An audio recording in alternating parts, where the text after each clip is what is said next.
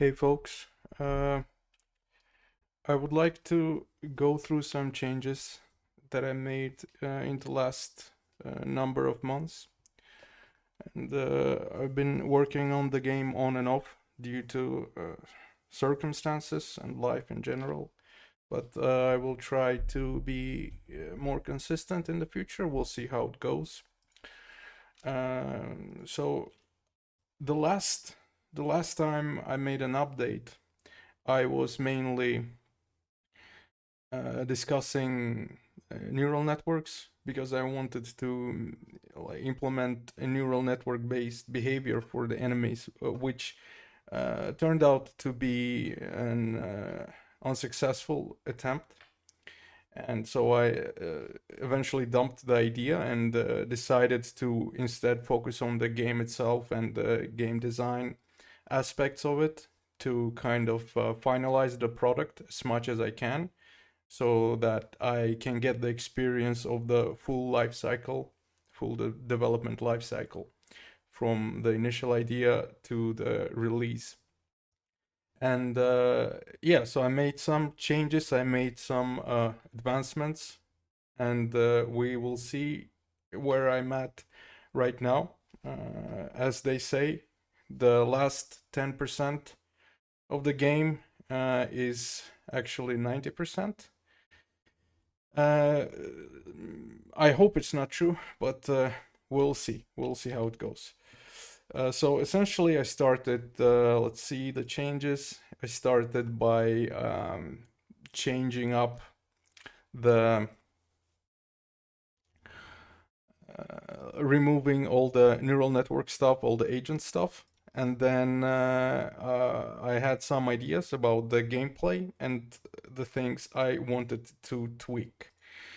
And so let's jump straight into the game and see where we at right now. As always, the app itself is running using ngrok, so you can access it if you are watching the stream, and you can access the current version I have deployed on my PC at this very moment. So okay, let me remove all of the debug stuff so we can get an overall experience of how it is. So we start from the menu. Okay, the debug stuff is false. We are going to turn this off as well. And I'm gonna also clear all the data and here as well. I actually don't need the ngrok. I'm gonna clean it up here. Okay, so let's take a look. So the game starts, we go through the transition, and now there is a lot of things.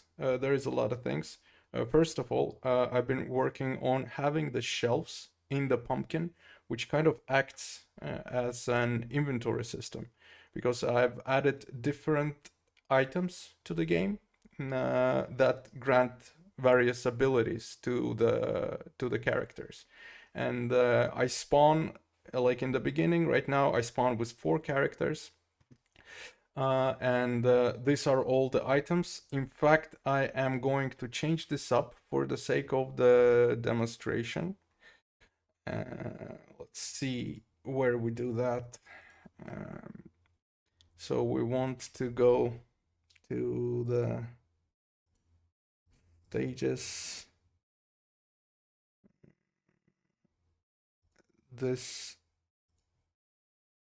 I assume, is the interior. We start here. Yeah, so this is where we kind of add the updates to spawn with information units. Let's say I want to remove all of this stuff.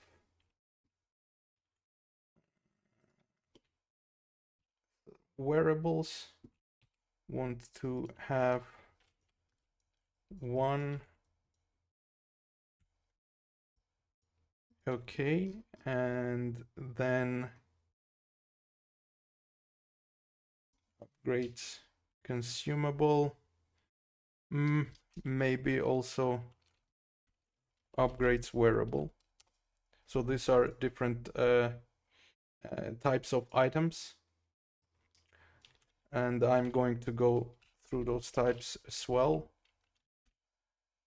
Let's see how we're doing. Just going to clean it up.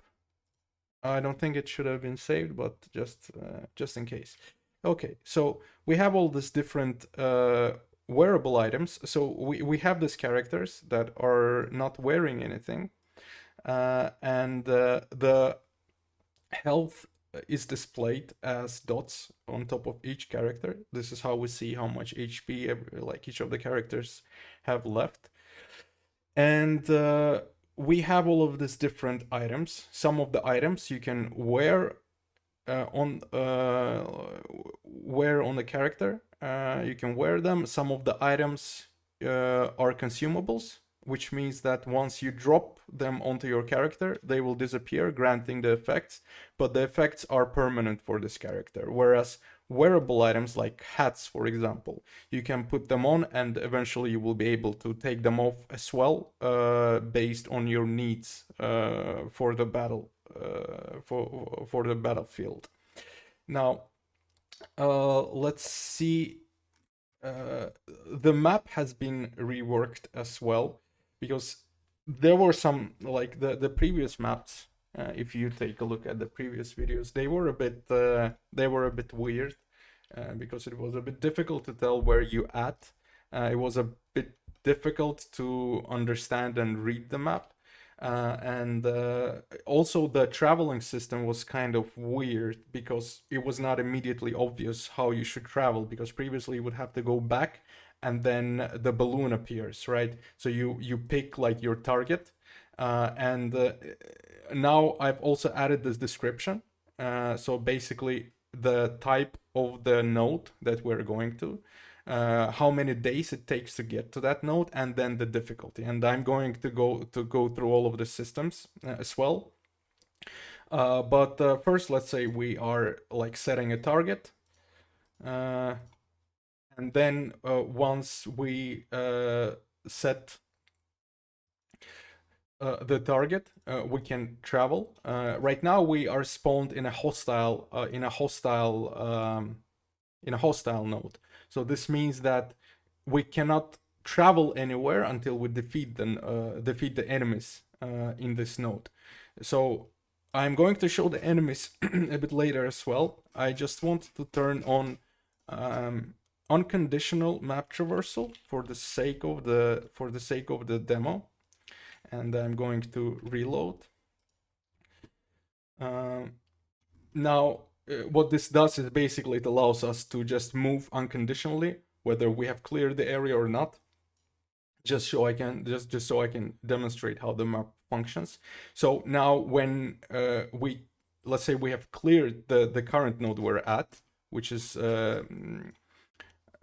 marked by this kind of like moving a pin, which also makes it easier to read, because if everything is static, then it's much more difficult to understand where your attention should go, whereas when something is moving on a static background, it naturally kind of moves your focus towards that point.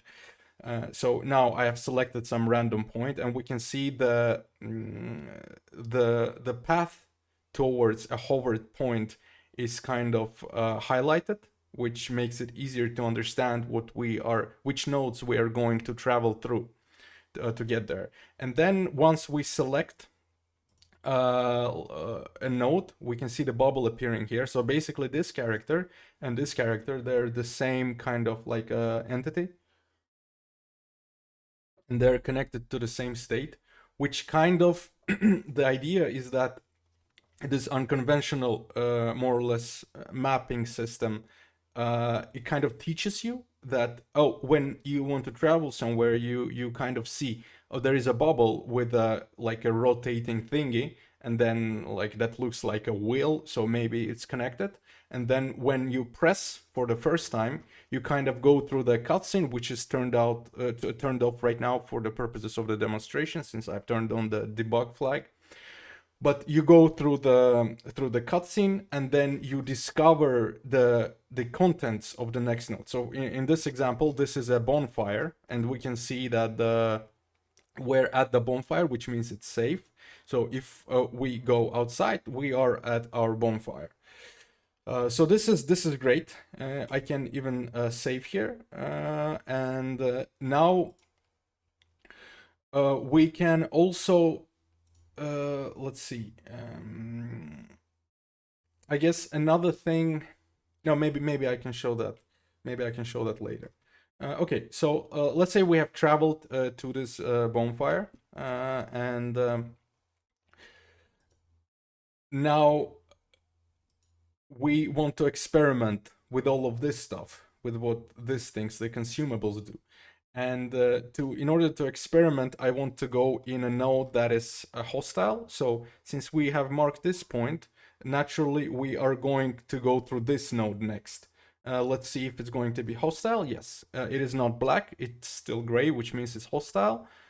So let's jump out, and we are going to have a fight now. The setting is different now. And of course, like, everything is procedural and everything is different and seed based. Every node has its own decorations, but for the sake of the simplicity right now, for the development purposes, I kind of don't care about the decorations and props right now. They're just kind of like following the same pattern of filling the props in. So like, that's not extremely important right now. And when we get onto, I guess I will need to turn on the to turn off the unconditional in order for the battles to occur, which is what we want right now. So I'm going to restart, but we have saved already at the bonfire, so we are now here. Now we can travel one node. This is now proper traveling. Now we're here, and we cannot travel further because we need to clear the area out. Now, when we come here, the characters start. I've also added the zoom so that like, we can zoom in. This is kind of like a debug feature, so we can identify how the characters interact. So basically, I have reworked the way projectiles work as well as part of this rewrite and redesign. Now the naked character has this default kind of animation of throwing a projectile that kind of travels not too far, but it has this ability to kind of have a hitbox that's a bit on top of the, like, on the level of the character's head at first, and then it's on the ground level. So this is kind of a trade-off, and it's a shorter ranged projectile that can attack a higher, like a flying enemy, like a bee, and then when it falls down, it can also kind of cause damage to the enemies that are crawling on the floor, like spiders. Now, the bees I already have. The spiders have not yet been implemented, but they're kind of trivial to do.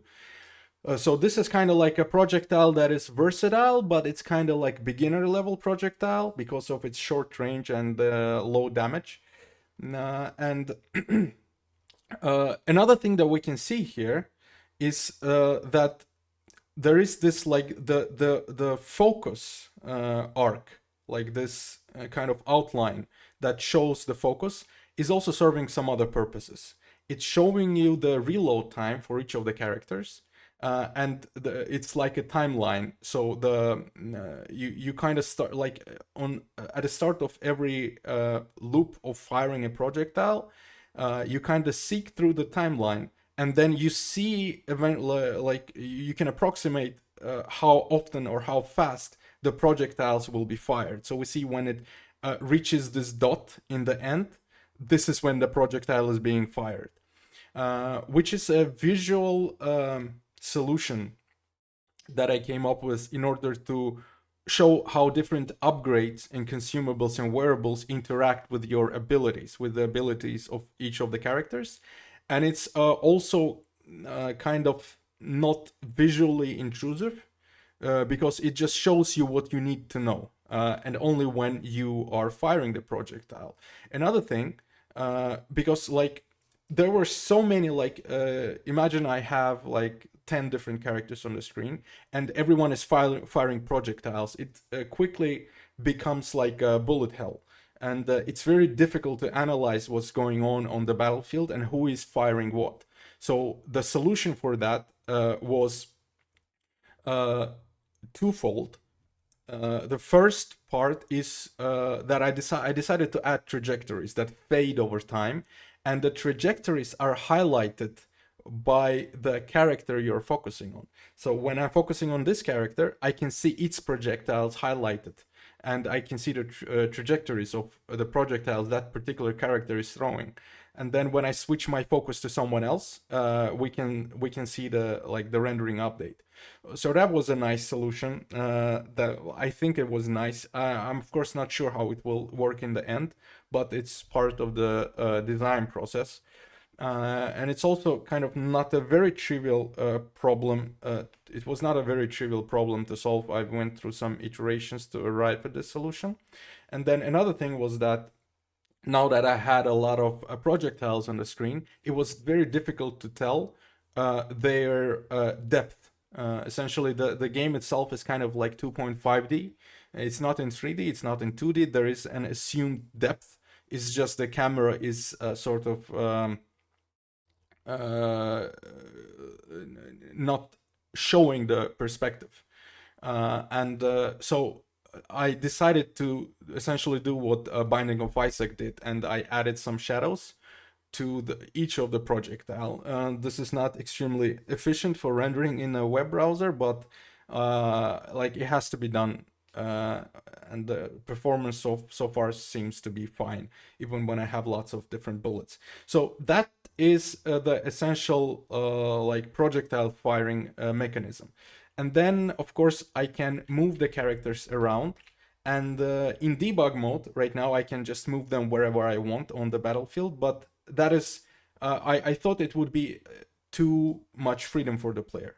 And I wanted to restrict it. And so using the WASD buttons, like always, we can move them around. And then, like my idea is that a player would use both mouse and a keyboard to kind of navigate, to change the state of the battlefield. And essentially, when you hit like an obstacle, it tries to continue walking in that direction, and then it goes to the next stage. And I'm not sure how useful this would be. There are some jumping right now, but I'm thinking of restricting that as well. So basically, if you are unable to move because there is someone in front of you, you will just kind of stop. But that still remains an open question, kind of to see if this will work nicely or not in the end.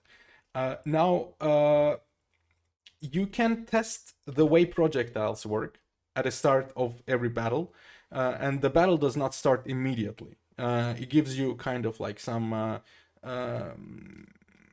time to play around with your builds to see how they work.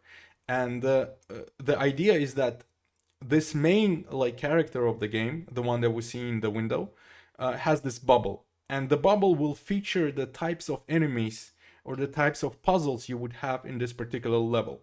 So that is a way to give the player an idea of what's coming, so you can prepare. So you see what's coming in this bubble, and you prepare by going inside, making some changes to your characters, coming on the battlefield, testing them out, and then when you're satisfied, and when you have made a successful combination, a successful build for this, for example, for a battlefield that is this big, that features these types of enemies or puzzles that we will see here in the bubble, then we can press on the bubble and then the battle will start. So that's the kind of like the idea, the pacing of the game. Now, what I want to do is to demonstrate how different wearables and consumables work. So let's check. Let's check here. We have some enums. Upgrades. Let's see. So we have these upgrades that are wearable, and we have these upgrades that are consumable. These are different possibilities. And these upgrades you can use on the characters while you're in the pumpkin. And these are the upgrades you can kind of have on your shelves as your storage. Now each of the let me see if I can find the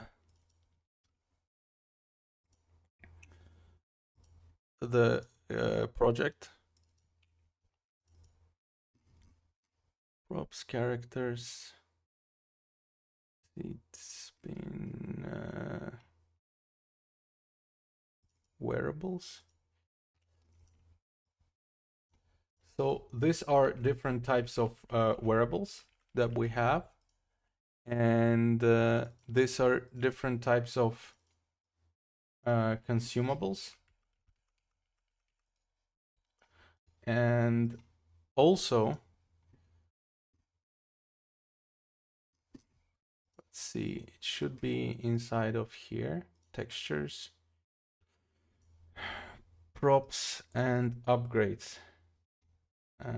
So this is the atlas, the texture atlas for the upgrades, and I want to find the source file I was working on. Characters, mask, upgrades, wearable. Let's see.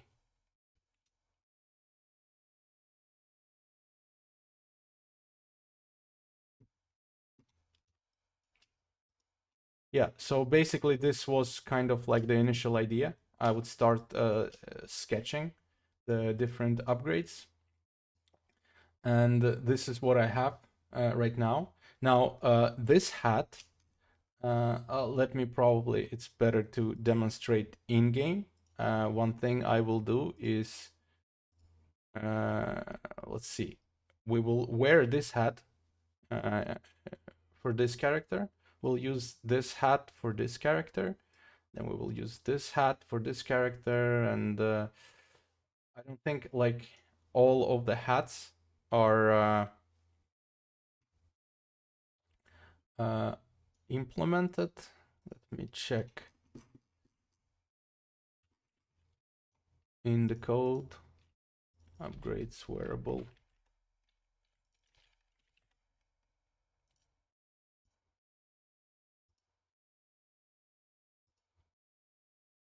Yeah, so basically there is a hat that forces the, maybe I should search for this, player unit range and the projectiles. Okay, so I have the no hat, I have the roll, I have fly, and I have the sign. Okay, the sign function is this hat. The roll function, let's see, which is the roll and which is the fly. Let me see. Characters, upgrades, wearable.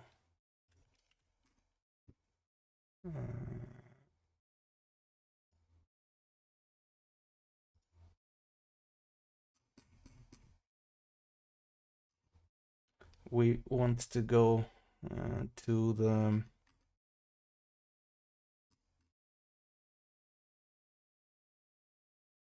sprites.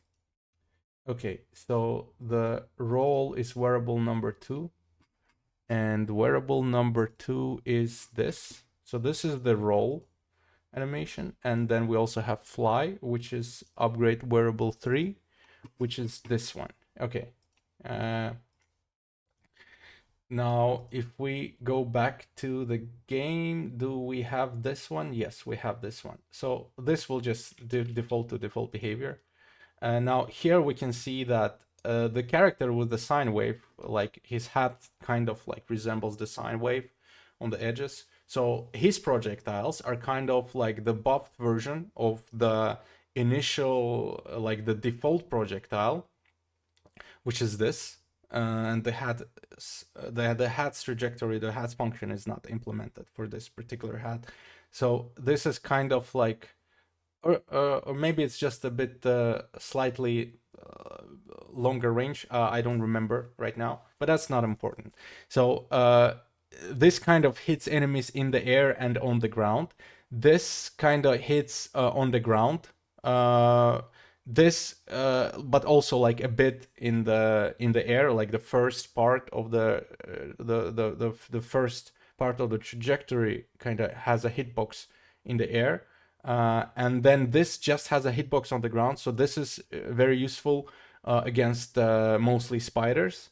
This is useful both for spiders and the bees, and this is useful for the bees. And it's just a flying type of projectile. So this is nice. Another thing, let me get this guys back in. Another thing, so this is the way the hats work. Another thing is the consumables. Now let's see. The focus line, we have one long focus line for this character, but we're going to feed him a pistachio. Now we see that this line kind of is divided into two parts. That is because the pistachio, when you eat it, it kind of increases the frequency of your attacks, so it makes your reload time smaller, shorter.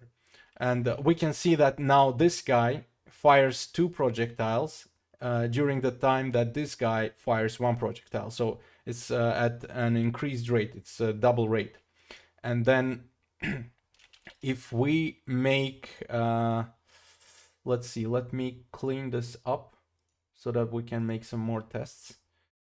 And then I am also going to, let's see, debug start aside, all revealed.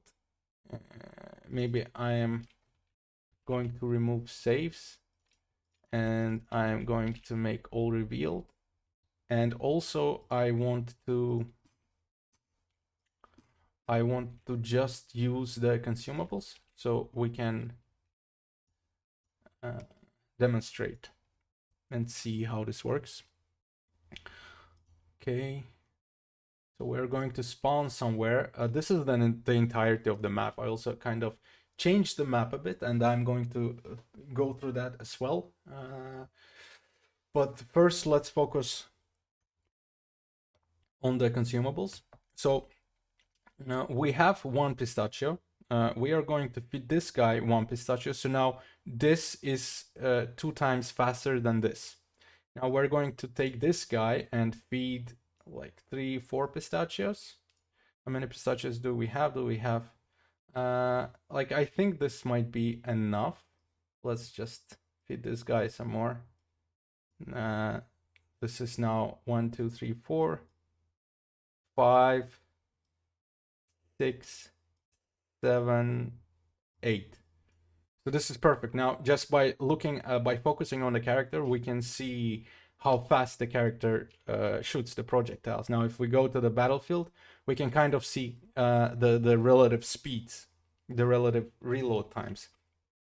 So this is working nicely. And now we can also use, now, like the initial idea was to have the, let's see, there are also like blueberries, upgrades consumable, blueberry, cherry, seed, pistachio, and fairy.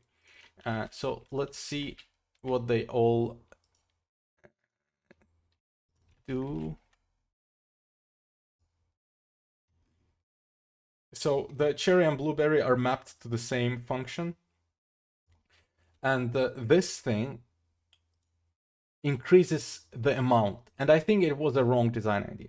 So instead of firing one projectile at a time, it kind of fires, like if the amount is +1, it fires like two projectiles at the same time when the time for that project, like for that iteration comes. And I think instead of this, it would be better visually and much cleaner to increase the damage of the projectile. So that kind of would make sense. So this part I am going to rewrite. Now the pistachio and the seed do the same thing. They decrease the reload time. And then the consumable fairy is implemented visually, but is not implemented mechanically yet. And the idea there is to, so let's demonstrate. This is going to get a bit ugly, but this is how it works right now. So you see there is like 3 dots now, and we add one more berry, it's 4 dots. So it means that this guy is going to shoot 4 projectiles at once, and we can see it's kind of like a shotgun type of behavior. It has a spread. Which kind of like implies more damage, but it's just visually difficult to read. So instead of this crap, I'm just going to increase the damage to have it easier to read, essentially.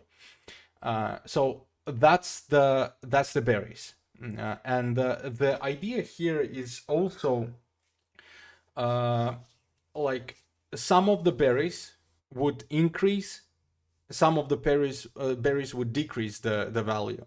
And you don't know which is which at the beginning of the game until you kind of taste them. And then maybe I will add more berries and different seeds and stuff, and they will have different combinations of effects, and you will have to discover them on each run to know what they're doing. And I think like it can be fun. It can also be like crappy. So I'm not sure. I guess we'll have to get there to know. And then we have the fairies left, and I want to also briefly go through the fairy mechanic. So, like when you add a fairy to the character, it starts kind of like flying around him, and it is a consumable, so you can't like take it off once you put it on the character, right? And basically, each of the fairies means that if your character with the fairies dies on the battlefield, one of the fairies will die, and you will get your character safely transported back to the pumpkin. So this is kind of like a fail-safe way to play with characters that are important. Well, let's say you have very important clothing that you don't want, like wearables that you don't want to lose. You have invested some like some consumables to increase the HP, to increase the max HP, etc., etc., etc., and you don't want to lose that because it's going to be like essential part of your build, which is not going to be expendable, and you want to save that character, so you give that character some fairies, and this is like this this is like the more strategic aspect of the game loop. So that's how the fairies work. The way they do not work now, but they will. So this is regarding the consumables, regarding the projectiles.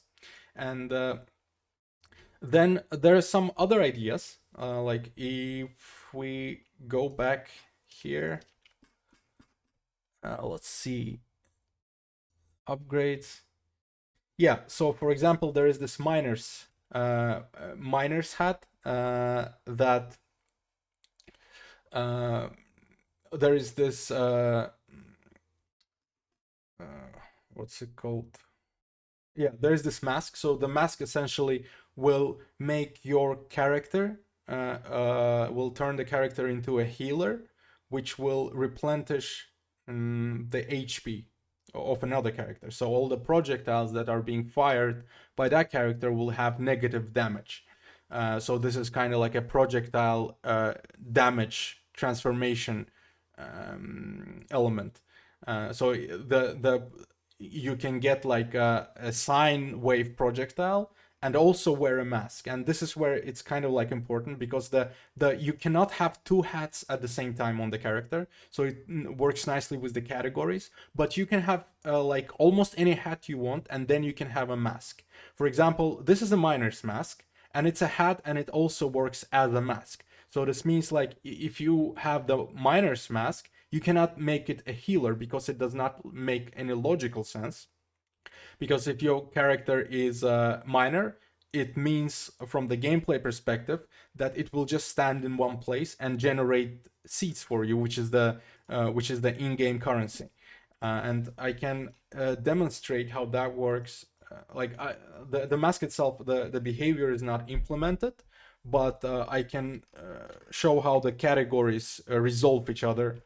And to do that, I want to instead have wearables, and so we can experiment with those for a bit. So like this is the mask, for example, and if I have this mask, on the character, I can't wear this mask now, and I also can't wear a hat. But if I wear this mask on another character, the healer's mask, now I can wear something else on top. So this kind of like each of the props occupy different parts, different slots, and different combination of slots on the characters. Now there is also like this a lollipop, and there is a tie, etc. And they, like the lollipop, for example, it's a wearable item that decreases your reload time, but it's not permanent. So if you take the lollipop off and you put it on another character, it will kind of revert your character's previously held reload rate. So you can kind of like, it's more flexible in that way, but you can only have one. So yeah, that is like different types of wearables. One problem that I had with generally like wearables is the animations, because I'm not using spine or I'm not using any other like skeleton based animations, and these are basically coming from a single sprite sheet that I worked on in previous streams. For example, if we go to the characters, we go here. This is the sprite sheet with all of the animations, and essentially this makes it impossible to work with naturally. So in order to kind of circumvent that obstacle that I have created for myself, which is like on one hand, spine is extremely costly to run in the browser. So that's one aspect. And having just sprite sheets with some timers and sequencers and some logic on top to manage their states, it's much faster than having to calculate the spine and then all of the matrix based transformations to know where all of the things go. But it makes more complicated like combinations of objects to move together more difficult. So instead, I kind of had to go through some pain, and this is horrible code, but it gets the job done in the least amount of painful time spent.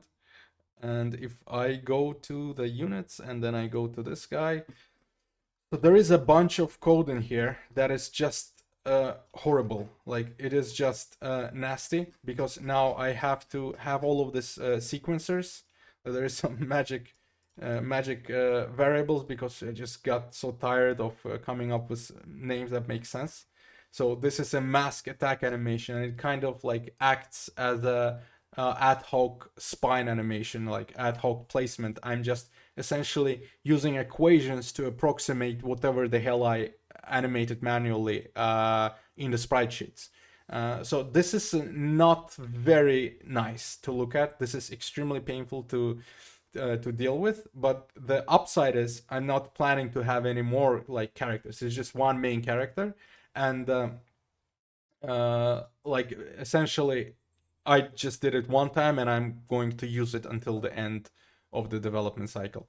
And like if it turns out to be fun, which I actually doubt, If it turns out to be fun, it can be reworked like in a proper engine like Godot probably, or Unity. Probably not.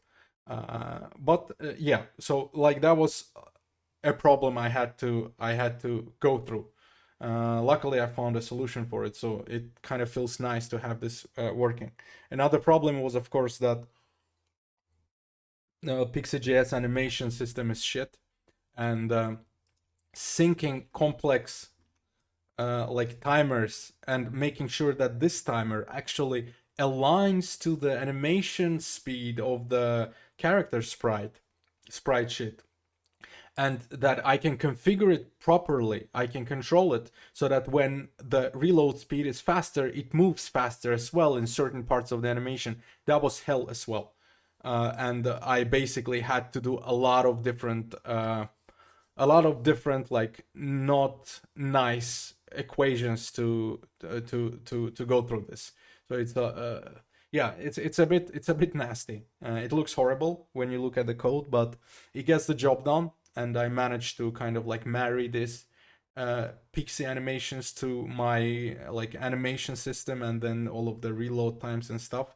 So it works. It looks like it's going to work for everything I will need it to work for, and it makes me happy that I managed to solve this. But of course, I will never make another game in Pixie if it needs animations. So that's one learning. But that is fine. That is fine. Uh, because initially I just picked, like me and my friend, we picked Pixie because we just wanted to get something out. And we kind of did. The game jam was over, and I just wanted to keep like experimenting with the idea, and that's kind of the whole reason behind me doing this. It's a big experiment. I want to experiment with some mechanics that is kind of unique, that has not been done before.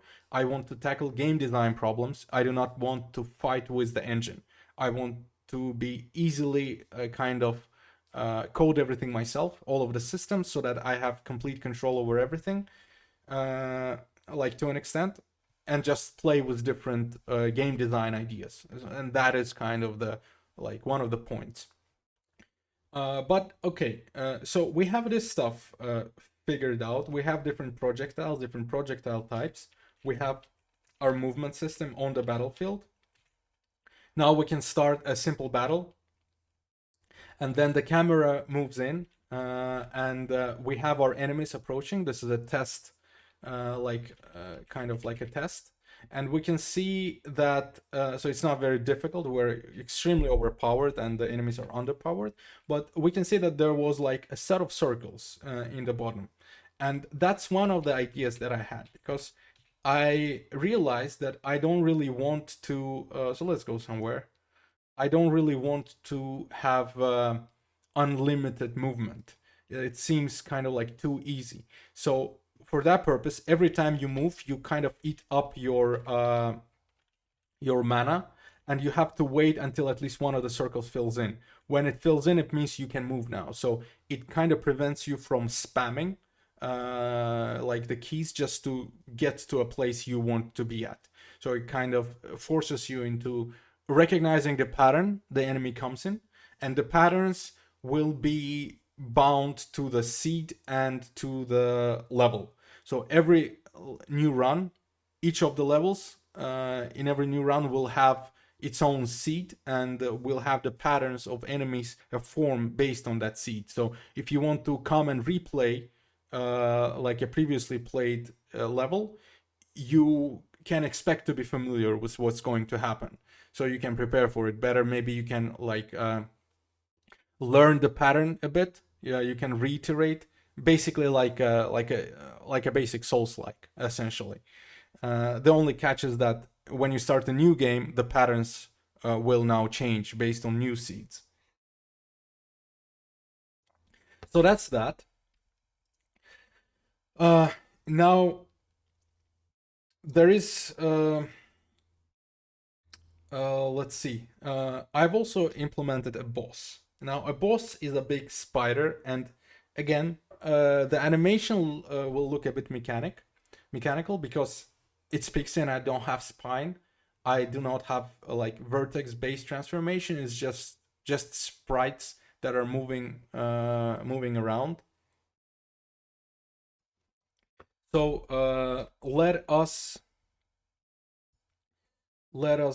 try to go and have a fight with the boss. And the plan for the bosses I will also share once we get to see the boss. So I'm thinking uh, these are the bosses, like this icons. These are the bonfires. These are the merchants, and these are the bosses. There will be like a bunch of bosses. There will be like several variations, and there will be an end game boss. And end game, like this is where the end game is happening. It's in the middle of the map. There will be like a big pumpkin icon. It's just replaced with a mushroom for now. But your goal will essentially to find this place in the middle of the map and go there to have a final battle. The issue is that there is also a difficulty system in place, which I will go through shortly. Now, what I want to do is maybe I will turn on unconditional travel first, and then I will go towards the boss so that we can be close to it. Maybe I can just find the seed that does it for us.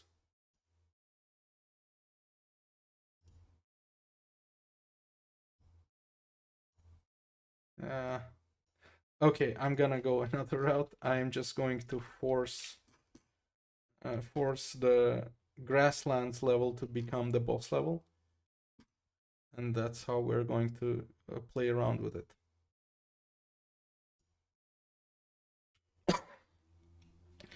Let's see. We need to go to the stage controller, and then spider.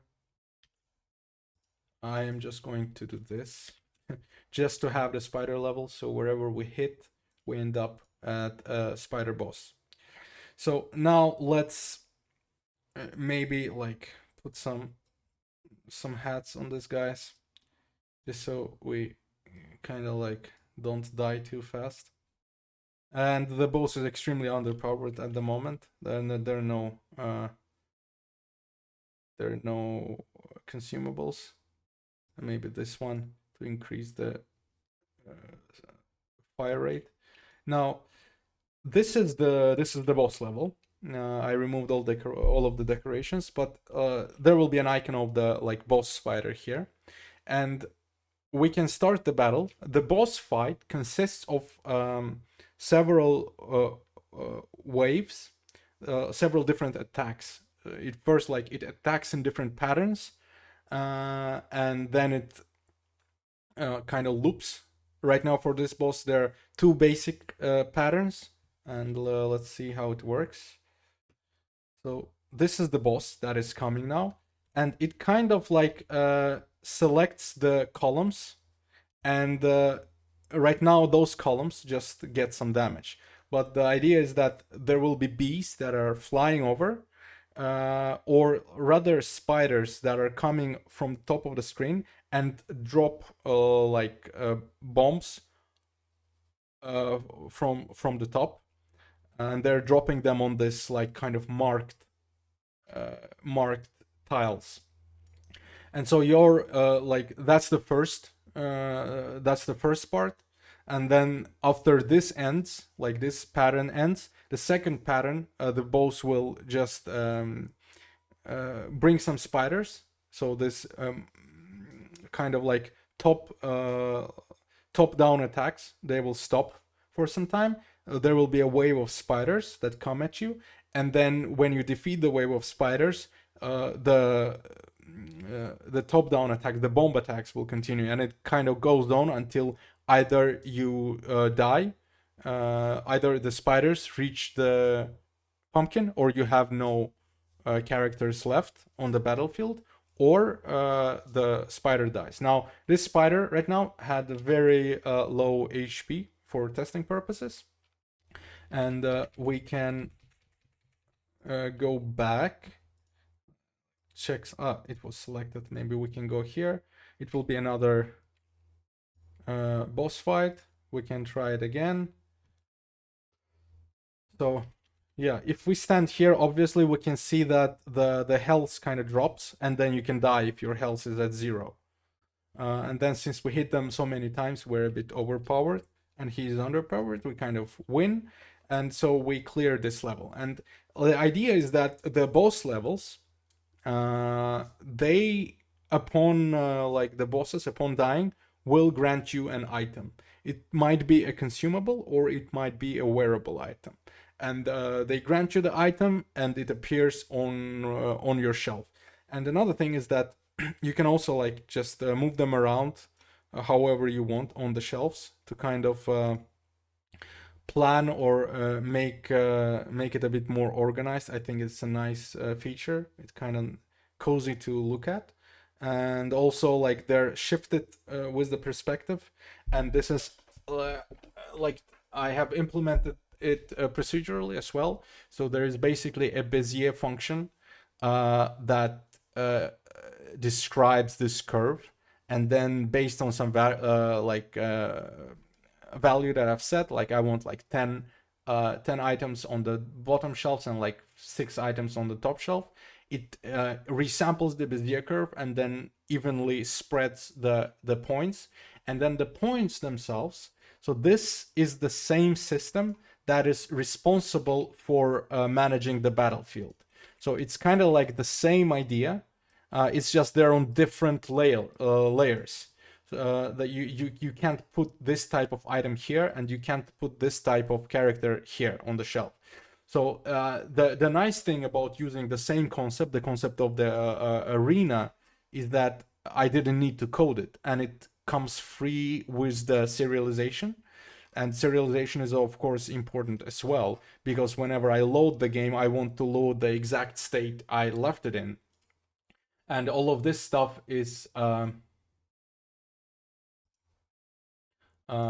currently I removed the serialization for the let me do this.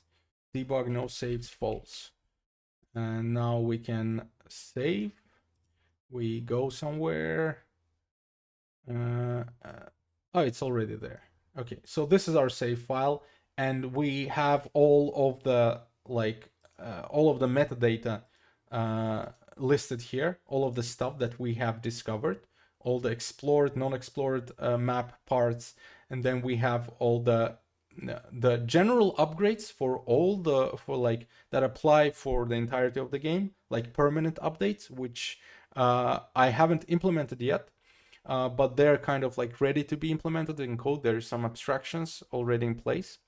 Some of the updates would include, for example, unlocking the shelves or increasing the capacity of the shelves, or allowing you to, for example, teleport between bonfires.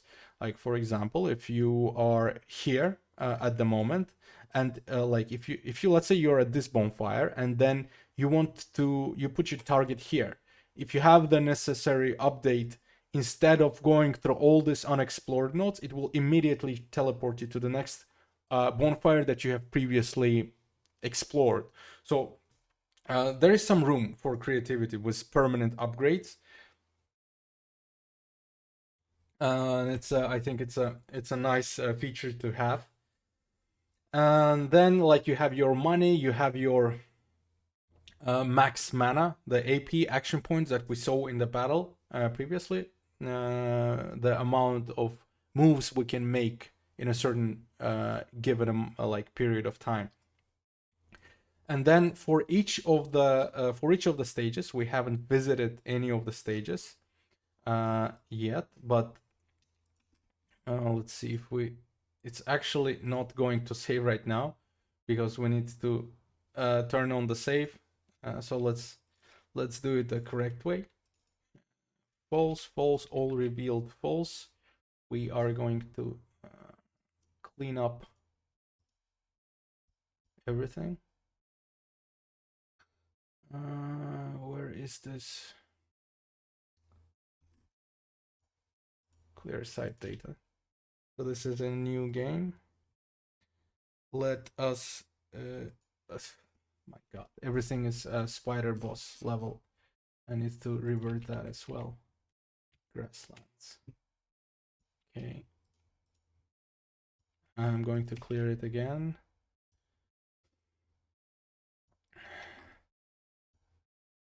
Okay. We're at the merchant level, which is nice. Here I can also show how this works in case if I haven't shown before. So if you have like 10 seeds, you can buy another character. And it's a standard character with the lowest amount of HP, like with HP of 1. So you have to kind of like feed him and make him a bit stronger and give some clothes and stuff. So this is how you like accumulate new characters. Given you have enough upgrades to hold more characters, because right now you can only have 4 characters max, like in this setup. So you will need to get updates as well. And also, like another idea, while we're at the merchant, I can talk a bit about that. If you have an upgrade that allows you to sell shit, then the way you get rid of unneeded upgrades or maybe exchange them for money is if you are at the merchant node and then you throw it out of the window, you kind of lose this item, but the merchant gives you like 30 coins, depending on the quality of the item and the value of the item. So I thought it would be funny just to throw this out of the window. And then I have ideas of merchant, maybe like there are different types of merchants. Some merchants give you characters and some merchants give you like upgrades. Maybe the one, like some merchants have only one upgrade, which is extremely nice, but it's very costly. Maybe like it's like 500 coins. So when you get 500 coins, you can come and get this upgrade that will help you in a boss battle. So yeah, this is regarding that. And I wanted to show the local storage, but I really need to get to a bonfire to showcase this, or it's not going to work. Yeah, this is a bit tricky because it's randomly generated. Let's see if maybe I can. Yeah, I can just. No, just replacing the stage with bonfire won't actually work because this is just the functional aspect of it. The node itself is described in map generation, and I just don't want to mess with that. Let's see if I actually do this. This will work. It's nice to have the debug flags. They make everything much easier. Actually should have just done this.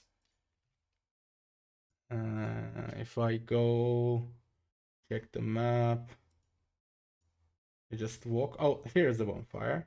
Now I go and I save the game. Now we can check here. We have the stages. Because it's a Souls-like, it's not going to save anything unless you selected the bonfire, which also means that if you lose in a battle, it can just revert to the last save, which means that everything you're doing is not saved by default. It's only saved when you manually save at the bonfire, which is like how the Souls-likes work. And now we can see like for every of the node, for every each one of the nodes on the map, we have this like metadata. We have its own seed. We have the name, and this is the arena. This is the tiles. And for example, for the bonfire, we have 6 tiles, which are this 1, 2, 3, 4, 5, 6, and these are the tiles. And they can have an occupant, which is a character, or they can not have an occupant. So all of this state is held here, and the shelves is actually like it's like a pocket dimension. Essentially, it's not rendered anywhere directly, but indirectly the state is held in the abstraction called the stage. And this is like all of the shelf tiles that we have, and each of them have like the occupant of type item, and they have the type upgrade variable minor and its ID, etc., etc., and all of this crap comes for free because it's already implemented for the arenas in the battlefield and the the place where you put your characters inside of the pumpkin. So this was nice. It seemed like a good enough abstraction to reuse for the shelves, which also like allows me to move them around, move the items around and stuff, which was nice. Now, another thing I would like to talk about is the difficulty levels and the way the map works. And let's see if I can. Let's reset the zoom level. So first of all, I want to show the entirety of the map. Debug no saves. I don't want to save. I want the new map every time. All revealed true. And I don't want a dark screen. Now everything is revealed, but since the debug flag does not update your state, I just need to come in and erase the state so that it does not conflict with the way I want to debug view it. I'm just gonna do this, clear the data. Now we have the map. Now this is the entire map. We always start being focused on where we are at in the middle of the screen. And I am now going to try and render out the difficulty levels and maybe go a bit through how that is implemented.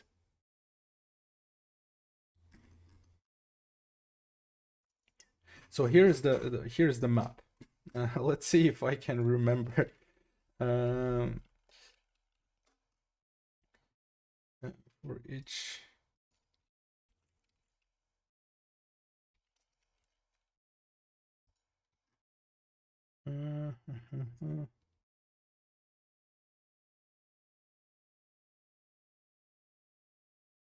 I think this part is a bit outdated, I guess. Render points, render edges, circle points, row hulls, these hulls, goals, render edges. Okay, I think I just renamed them. These are called map roads, and I forgot to rename them here. So I think this should probably work, and then map roads and map nodes, I guess. Man, I do not remember in a while. Let's see how this renders. It cannot render it. Okay, so this is not a right. This is not the right variable. Maybe this is not the right variable. Oh, I can do this. This, dude. Oh, maybe it's path. No, it's not path. Map roads is an array of polylines, which is an array of coordinates. Nodes. Topology. I should have been more careful when I was leaving the commented out code. This is weird. This should actually work. Let's see what it complains about. Render edges, polylines for each. Okay. So like there are no polylines here. What if I try to debug? Yeah, I love when a demo session turns into debugging session. Okay, so this only has one node and it's complaining about that.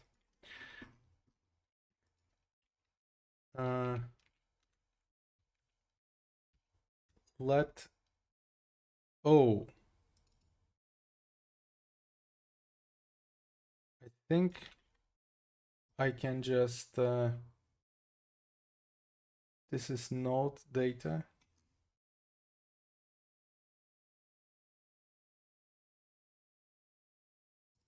No, this is the map boundary. This is not it. This is just the path.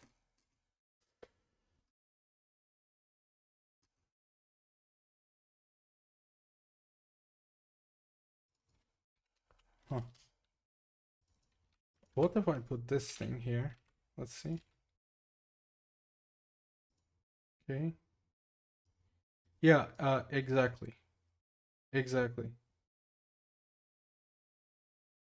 Yeah, so this is great. This is great because now we can see each of the different paths, and each of them has its own color. Now the color stands for the order in which the paths were generated.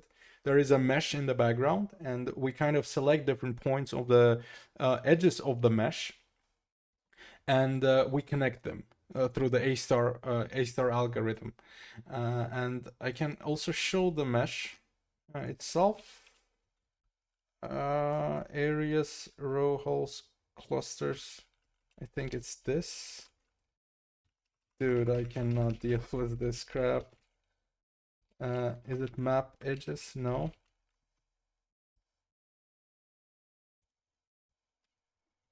It's topology.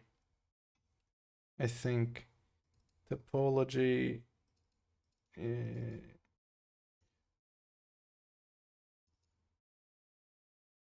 Topology mesh. Dude, I do not remember. I do not want to deal with this right now. Yeah. So basically, I just wanted to render like the mesh, but I'm too tired to debug that right now. It's just because like I did a bit of refactoring and then I forgot to update the commented outlines, and now I'm just too lazy to go through it in real time, and you probably are bored as well. But anyway, we have all of these different paths. They are being placed on the into the traversable map in order, and also the order determines the difficulty. And the you start here, and so if we can see, you always start at the easy difficulty. So if we look at the metadata like on top of the screen in the description, we can see that the red line is easy difficulty, difficulty 1. And then at some point, whenever it crosses some other lane, like some other path, easier difficulty always prevails. It always wins in a fight, because you do not want to be soft locked, essentially. And so, for example, we can see that the blue pass is a hard difficulty, and the orange pass is the harder difficulty. I know it's a bit stupid, but this is for debugging. So this is not something the player will see. The player will kind of discover it naturally. And so the idea is that you follow this, you find this like wherever you can go, you find the easiest path you can take, and then you follow this line, and then the path takes you here, takes you through some bonfires, and then you see that, okay, this is easy difficulty, this is easy. If I go here, it's less easy difficulty. For example, if I'm here and I choose to go here, it's less easy, and then it continues to be less easy. So you might want to continue walking on the easiest difficulty you can find, and at some point you will find a place where a crossroad in which you can pick less easy difficulty or medium difficulty. So then you will probably pick the green line, and then you will continue walking on the green line until you meet hard difficulty or extreme difficulty, or a point where you can kind of transition to like harder difficulty. So like you just that's kind of like the discovery part. There is a guarantee that you will always have a difficulty that is suitable for you, but it is also like if you find some nice items and you find a crossroad that leads you in a harder difficulty than you are supposed to be, you can take that. Like if you are skilled enough, if you can like outplay the bosses and the enemies and stuff, like all the power to you. And in the end, your journey will lead you to the end game difficulty, and this is the final stand. Like this is where the final boss is at, and there are some bonfires in somewhat close proximity, so that you do not travel too far. I do not want to place the bonfire right beside the boss fight, but we'll see if that actually makes more sense. So the idea is that you start at the easiest difficulty, and then you kind of like discover the map, you walk around, you find some items, some wearables, and you start building your squad. And then you encounter different bosses. Like the bosses, there will be like 4 types of bosses, each with its own like patterns and stuff, and each with its own like drops and wearables and consumables. And so you use those to kind of make your squad better, and then you progress like into other difficulties and stuff until you come to the end game. And in the end game, there is a boss that kind of combines all the 4 bosses with all of the different like patterns that are faster, harder, difficult, more difficult, and bigger and greater in amount of enemies and attacks, and then you win the game essentially. So that is the current plan. There is still a bunch of stuff that I need to do. It feels like I'm in the last 10%.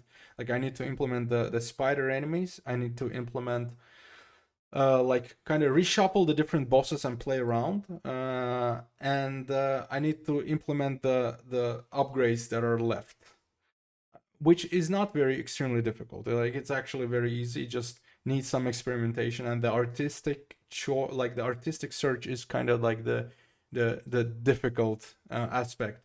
So we'll see how that goes, and hopefully like I will have several more streams, and I can showcase the new changes in the coming months, and then I will be done with it, and we'll see. I will try to finish and release the game for free on Steam, just to get kind of like the taste of releasing something, which is nice. I want to have some kind of a closure, and we'll see what happens next. I have some plans, maybe like open sourcing the entire project with all the assets, but we'll see how that goes. We'll see if that's the right thing to do. Yeah, I do not expect the game to be very fun. I expect it to be kind of crappy and shitty. But the purpose of this entire project was not to make a fun game, which is extremely difficult. It was kind of to learn and to get into the mindset and learn how to work without burning out, which is something that happened to me last year. So the goal is to kind of become a better, more consistent game developer overall, and we'll see how that goes through. And I have some ideas for the next project. There are actually a couple of projects I've been working on before this game in Unreal Engine, and I have some scripts and some interesting assets and some things I have already made. And hopefully I can finish this stuff and continue making the actual game that I think will be more fun. So we'll see how that goes. And thank you, folks, for watching, and hopefully I will see you next time.